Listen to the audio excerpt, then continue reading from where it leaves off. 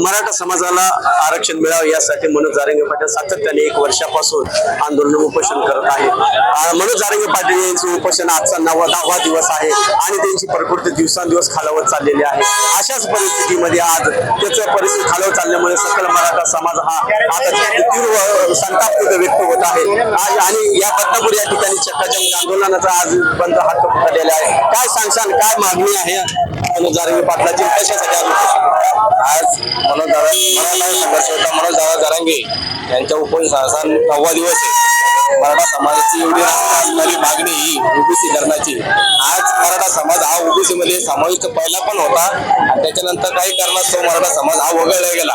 आजही मराठा समाजाचे एवढे काही कुणबी प्रमाणपत्र सापडत आहे आणि मराठा समाज हा कुणबी मराठा आणि कुणबी एकच असताना शासन हे काही ठराविक दलालांच्या आणि नेत्यांच्या सांगण्यावरून मराठा समाजाला आज ओबीसी आरक्षणापासून वंचित ठेवत आहे। त्याकरता शासनाला आमची नम्र विनंती आहे की त्यांनी मराठा समाजाचा सगळं ओबीसी मध्ये समावेश करावा। जे काही आमच्या कुणबी नोंदी सापडत आहे हैदराबाद गॅजेट आणि Bombay gazette, Hyderabad gazette, Mumbai gazette, Satara gazette याच्यामध्ये सुद्धा मराठा आणि कुणबी एकच आहे। मराठ्यांच्या नोंदी ह्या कुणबी म्हणून आहे। त्यामुळे शासनाला आमची नम्र विनंती आहे की त्यांनी मनोज जारंगे यांची तब्येत दिवसेंदिवस खालावत चाललेली आहे। अशा परिस्थितीमध्ये आता समाज कसा आक्रमक झालेला गेले 9 दिवस झाले संघर्षयोद्धा मनोज जारंगे पाटील हे आमरण उपोषणाला बसलेले आहे आणि निर्दयी शासनाचा एक पण लोक प्रतिनिधी तिथं आजपर्यंत आलेला नाहीये। तर शासनाला याचे गंभीर परिणाम व्हावा लागतं। लाख मेलेलं चालतं पण आमचा लाखाचा पोशिंदा जगला पाहिजे ही मराठा समाजाची मागणी आहे आणि भावना आहे। एकीकडे लक्ष्मण हाके हा पुरस्कृत बसला गेला असा देखील आरोप लक्ष्मण हाके हा नाव घ्यायचा लायकीच नाहीये। याचा मेन सूत्रधार हा येवलेवाला आहे आणि ह्या येवलेवाल्याला त्याला तिथं बसवलेला आहे। हे आमचे आरोप आहे सगळ्यांचा। छत्रपती संभाजीराजांच्या नावाने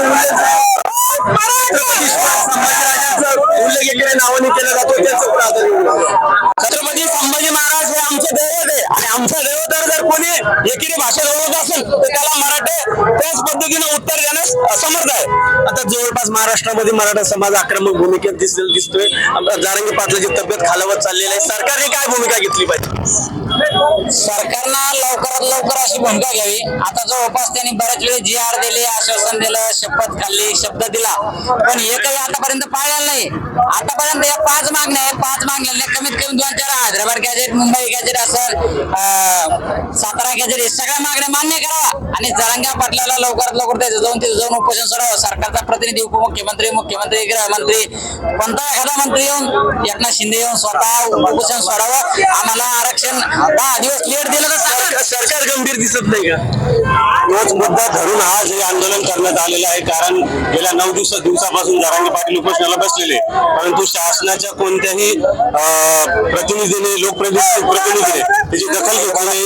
त्यामुळे त्यांना हे निदर्शनास आणून देण्यासाठी आज हे प्रातिनिधिक स्वरूपाचं आम्ही आंदोलन शांततेच्या मार्गाने केलेले आहे। परंतु जारंगे पाटलाचा आदेश असल्यामुळे कोणत्याही ठिकाणी म्हणजे एक आदर्शवत असं हे आंदोलन प्रत्येक वेळेस मराठा समाज करतो, परंतु दरवेळेस शासन याकडे दुर्लक्षित करते। ही गोष्ट कुठेतरी समाजाला खटकत चालली आहे आणि याचा दुष्परिणाम येणाऱ्या काळात होऊ नये अशी आमची इच्छा आहे। त्याच्यामुळे लवकरात लवकर शासनाने यावर दखल घेऊन योग्य करून न्याय समाजाला देण्याचा विचार करावा। समाज हा आक्रमक झालेला आंदोलन करण्यात आलेला आहे।